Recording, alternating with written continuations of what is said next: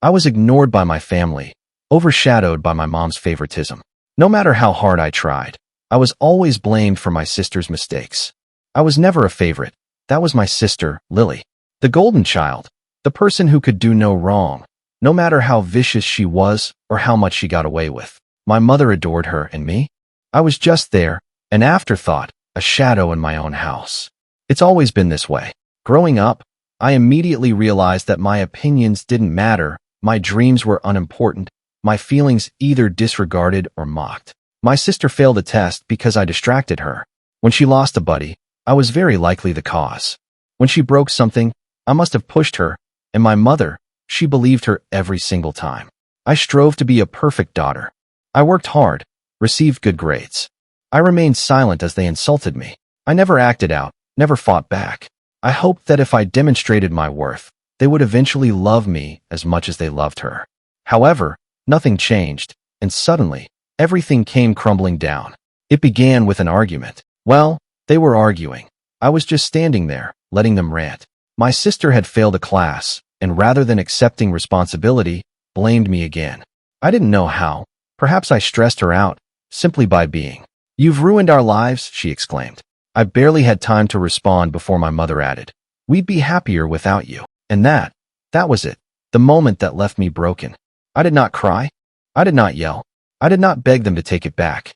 I just nodded. Then, I turned around, walked to my room, got a backpack, and packed whatever I could fit. They did not stop me. They did not even watch me depart. Just like that, I was gone. I stepped outside into the night, the weight of my backpack pressing against my shoulders. However, nothing compared to the heaviness in my chest. I walked without a destination, simply putting distance between myself and the house I'd never fully called home. It was frigid. I recall that vividly. The air nipped at my skin, but I didn't shudder. I was numb.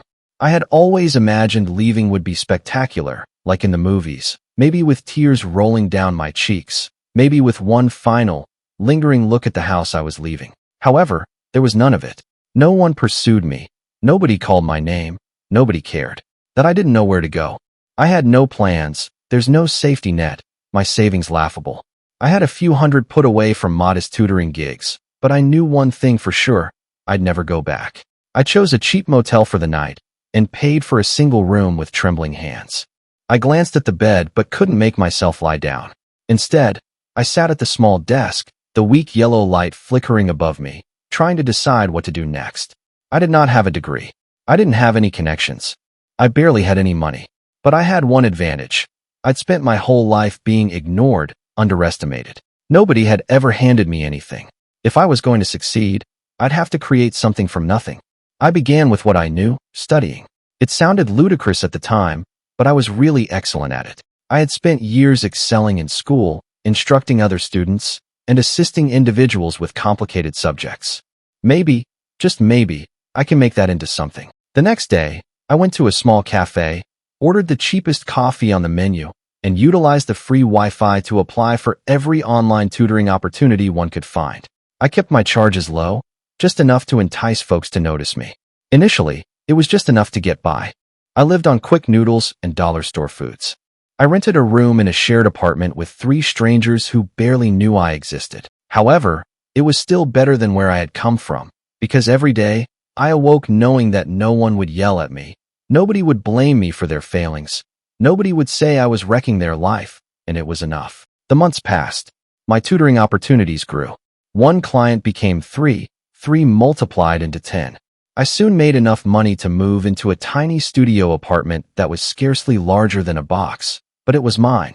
Despite all of this, my family never phoned. Not once, not on my birthday, not on holidays, not even to see if I was alive. It hurt, as old wounds do. Deep, silent, lingering. But I assured myself everything was good. If they did not care, neither did I. A year into my new existence, things began to alter. I had established a reputation as an instructor specializing in college entrance tests. Students from all throughout the country reached out, begging for assistance. However, I was still trading time for money, and I knew it wasn't sustainable. That's when I had an idea. What if I combined my lessons into something bigger, something scalable? I spent several months researching digital marketing, watching hours of free YouTube content. I read every article I could find. Then, I began designing my own online course, the Ultimate SAT Preparation Guide. There was a risk. I spent every spare money I had on developing the course, creating a website, and running advertisements. Sales began slow, one here and two there. Then, something changed. Word of mouth spread. Students began raving about my approaches and shared them online, and almost overnight, it burst. I awoke one morning to see that my sales had tripled, then quadrupled. Within a few months, I was earning more than I had ever dreamed imaginable. I moved into a swanky, high-rise apartment, the kind I used to fantasize about. I traveled. I met folks who genuinely respected me, created friendships that were not based on obligation or blood. I'd done it. I'd created myself from nothing. And my family. They were nowhere to be found. Not a single message, not a single call.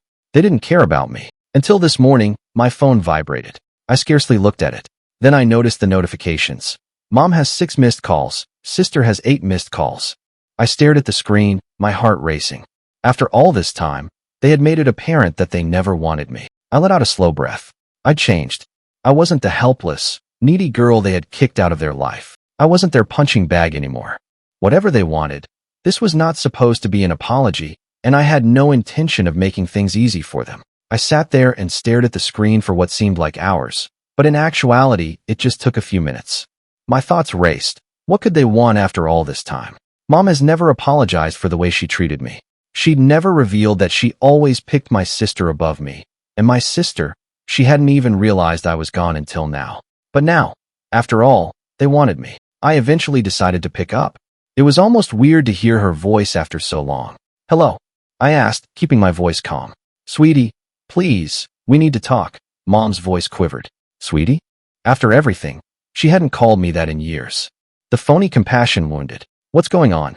I inquired, not masking my disbelief. There was a prolonged pause. We've fallen on hard times," Mom explained, her voice quivering. "Your sister, she's been having trouble at school again, and with everything going on, we just don't have enough. She said with hesitation, "we need your help." I bit my lip, a strange combination of satisfaction and wrath welling up inside me. Was this why they called me now? What kind of assistance? I inquired, keeping my voice calm. "We need money," she said abruptly. "Your sister's tuition, it's due, and we have bills we can't pay. I know we've never been there for you, but please, we're struggling. We need you to help us. We know it's a lot to ask, but please, we've tried everything." I could hear her sniffles. Perhaps it was genuine. Perhaps it was just guilt attempting to make its way back in. "Please," she repeated, "we need you back. We need your support."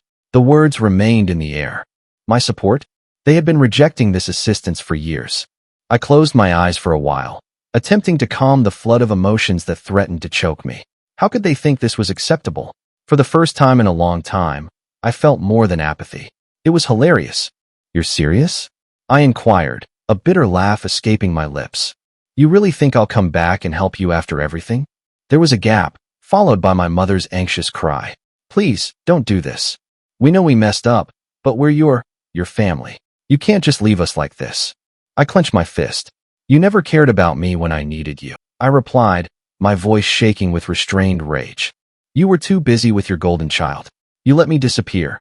You told me you'd be better off without me." I paused, feeling wrath well up in my chest, but I kept it in check. I was not going to let them know how deeply they had hurt me. I was not going to let them turn this around on me. "I don't owe you anything," I said, my words as cutting as glass. Another prolonged delay. "Then why?" My sister's voice rang out next, agitated and panicked. I know I was horrible to you, but I need your help. I messed up, okay? I didn't mean it. I've been trying to fix things, but I don't know what to do anymore." I nearly laughed. "Fix things? How can you treat years of pain?" "I don't want your apologies," I replied bitterly, "and I don't owe you my money or my help. You can figure it out, just like I did. But please, just..." My sister's voice wavered, but I shut it off. "You should have thought about this before you kicked me out of your lives." I could feel my heart race as I hung up the phone. However, the adrenaline was not solely derived from rage. It stemmed from satisfaction. Knowing they needed me gave me a sense of satisfaction. After years of silence and pretending I did not exist, they needed me. I stood up and paced the room, allowing the gravity of the situation to set in. They were not calling to apologize. They weren't calling because they had missed me. They were phoning because they wanted me to remedy their mess. And while they struggled, they recognized what they had thrown away, but that didn't matter to me. They did not deserve me anymore. I was finished. But deep down, a part of me wanted to make them beg even longer, make them uncomfortable. The phone vibrated again. I glanced at the screen. Mom, again. Her message carried the same desperate tone. Please, I know we can't undo the past, but we need you. I grinned. They had no idea what they were getting into. The phone vibrated again. The screen flashed with another message from my mother.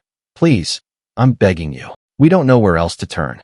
I stared at the message, my finger hovering above the screen. Part of me wanted to dismiss it completely. Following all, hadn't I previously answered them? But the desperation in her tone made me hesitate for a time. Then I shook my head. Number. I was not going to soften. I was not going to be the one to improve their lives again. The thing is, I'd constructed something for myself, my empire, so to speak. My achievement wasn't solely about money. It was about the ability to choose who would be a part of my life and my family. They no longer deserve that luxury. I put the phone down. I walked to the window. I looked out at the city. From this vantage point, everything seemed far away, so little. My former life's troubles felt like they belonged to someone else. I wasn't that person anymore. I was not their burden. Nevertheless, the messages kept pouring. I took a breath. I was not going to give in. I was not going to let them influence me with their guilt. But deep down, there was a flare of something. Perhaps it was a pity, perhaps curiosity, perhaps something darker, but I resisted. The following morning, I awoke to the sound of my phone vibrating on the nightstand again. A quick peek at the screen confirmed it was from my sister, Betty, this time. I paused. Should I bother reading this? But my thumb swiped across the screen before I could think about it any longer. The message came in. I know I can't change the past, but I've been trying so hard to get into college. They rejected me, and now Mom's saying that if we don't get the money for the retake, I'll never make it. Please, please, I'm so sorry. I felt an unusual sensation, not sympathetic, not guilty, but something made me halt. Was this genuine? Was my sister really begging me, or was she simply doing her part? I took a deep breath, my hand trembling as I typed my response. You never cared when I needed you. Why should I care now? I pressed send. The weight that settled in my chest felt heavier than I anticipated. A part of me felt cold and detached. I had built some protective armor over the years. But there's another part of me. It wanted to believe her, but I could not. I continued to work throughout the day, but every time I looked at my phone, there were additional notifications, calls, texts, voicemails. They were unrelenting. I could feel their desperation creeping through the screen, and the words, they were beginning to disintegrate under the weight of their own decisions. But what did they expect of me? They'd made their bed. They'd picked their route. Now was the time for them to face the consequences. But then, at 7 p.m., I noticed something that made my heart skip a beat. A note from Mom. I need to talk to you. This isn't just about money. I know I messed up. We messed up, but I'm asking you as a mother to come home. I need you. We need you. Please, don't leave us like this. I stared at the message. My thumb hovered above the keyboard. I briefly pondered calling her back. Perhaps I could hear her out. Maybe I can find a way to make this work. But then I thought about what they had put me through. They treated me as if I did not matter. I was not going to forget that. I was not their savior. With a long exhale, I typed, "You had your chance. I'm done." I pressed send, and something within me cracked. I knew I'd made the proper decision. At the same time, I felt a lingering ache in my chest. Because deep inside, I couldn't help wondering, what if this was their final scream for help? What if they truly were suffering? But in the end, I learned one thing. I could not repair them. They were beyond rescuing. If they wanted anything from me, it needed to be on my terms. I put my phone down and attempted to forget about them. But the following evening, while I was sitting in my living room, going through my phone, I heard a knock on the door, a sharp and fast rap. There was a pause afterwards. I looked up, puzzled. Who might that be? I stood up and moved toward the door, the hairs on the back of my neck standing on edge. Something did not feel right. Looking through the peephole, my stomach sank. There they were, Mom, Dad, my sister. I am standing on my porch. They looked like they hadn't slept for days. Their faces were worn, drawn, and pale. But it wasn't only their appearance that made my pulse quicken. It was the fact that they had arrived here uninvited. I hesitated for a time, unsure what to do. Part of me wished to ignore them, turn around and walk away, pretending I hadn't noticed them. But the wrath I had been suppressing surged up. I wasn't about to let them enter my space, not after all they had done. I opened the door, just enough to see them clearly, my heart pounding in my chest. "What are you doing here?" I questioned, my voice low and angry. Mom stepped forward first, her eyes wide with despair. Please, just hear us out," she begged, her voice shaking. I stared at her, the same woman who said she'd be better off without me, who had repeatedly shoved me aside. So now she was standing on my porch, pleading for assistance. "What the hell are you doing here?" I asked, my voice rising. "You think just because you show up at my door, I'm going to take you back? You think I'm going to forget everything you've done?" Dad shuffled uneasily behind Mom, but did not speak. My sister stood next to him, staring at the ground and avoiding my look. We're sorry," Mom admitted, her voice breaking. "We've been trying to reach you, but we know we've messed up. It's just so hard, and we don't know what else to do. You're the only one who can help us, the only one who can help you." I felt the rage surge like a tidal wave. "You didn't need me before, why now?" "You had years to fix this," I retorted. "Years, and you never once bothered to reach out, to make things right, not when it mattered. And now you think you can just show up here and make everything okay?" They remained silent for a minute, evidently surprised by my coolness. Mom's eyes filled with tears, but I could not force myself to care. "We've been struggling," she said in a desperate whisper. "We don't have money for rent. Your sister's future is slipping away. I don't know what else to do." I clenched my fist. "Don't tell me you don't know what else to do," I exclaimed, my voice quivering with rage. "You had choices, you made choices, and I wasn't part of them. But now that everything's falling apart, suddenly you want me?" Mom took a step forward, hand outstretched. "Please, just listen." I slammed the door on her face. The sound resonated throughout the home. The boom rang in my ears, and for a brief moment, I felt a rush of power. I could finally take control of this situation. But while I stood there, with my hand on the door handle, something gnawed at me, something twisted in my stomach. It wasn't a case of guilt. It was terrible. It was the knowledge that they'd come here to me because they had nowhere else to go, and they had shown up, not because they wanted to improve our connection, not because they were genuinely remorseful, but they needed me, and I despised it. They did not deserve me. But rage was not the only emotion I felt. A part of me wanted to hurt them, to show them how terribly they had messed up, make them suffer the consequences of their own conduct. And the fact that they assumed they could simply walk up on my doorstep, it got me angry more than anything else. I moved away from the door, leaving them standing on the other side, but they did not leave. I could hear them conversing outside. Mom was pleading, my sister was crying, Dad was attempting to console them. I couldn't take it anymore. The rage within me was tremendous, and I knew I'd regret not doing something, so I reopened the door. There they were, standing there still, waiting. Desperation was written all over their features. Mom's eyes were red from crying. My sister hung her head low in shame, and Dad, he appeared defeated, like a man who had lost everything and had no idea how to get it back. For a moment, I simply stood there, taking in the view of them, the family that had harmed me. The family had made me feel useless, invisible. So now they were here, asking for assistance. But what do I owe them? Nothing. I took a deep breath, and then, without saying anything, I took one last glance at them. No. You don't get to come here and expect forgiveness just because you're struggling now. The words came out coldly, hard, like a scalpel cutting through the strain. I didn't feel any regret as I stated them. They deserved to hear the truth. You had years to fix this, I said, my tone steady but forceful. Years to realize what you lost, but you didn't care then, and I'm not going to be your solution now. I noticed Mom open her mouth in protest, but I held up my hand to silence her. I built my life, my success, from the ground up, and I'm not going to let you destroy it too. You don't get to come into my life and expect everything to magically change because you've hit rock bottom. Their eyes started welling up again, but I felt nothing. There is no guilt, no regret, just some calm satisfaction. I knew I was finally putting myself first. Go. I stated simply, my tone unyielding. Fix your own mess. I'm done. I closed the door for the final time. Weeks have passed, and I continued living my life. My business has grown, my network expanded, and I felt more energized than ever. I had become the person I had always wished to be, The person who did not have to apologize for their accomplishments. The one who had learned to let go of the negative aspects of their history. I never heard from them again. Not a message, not a call, and you know what? It was fine.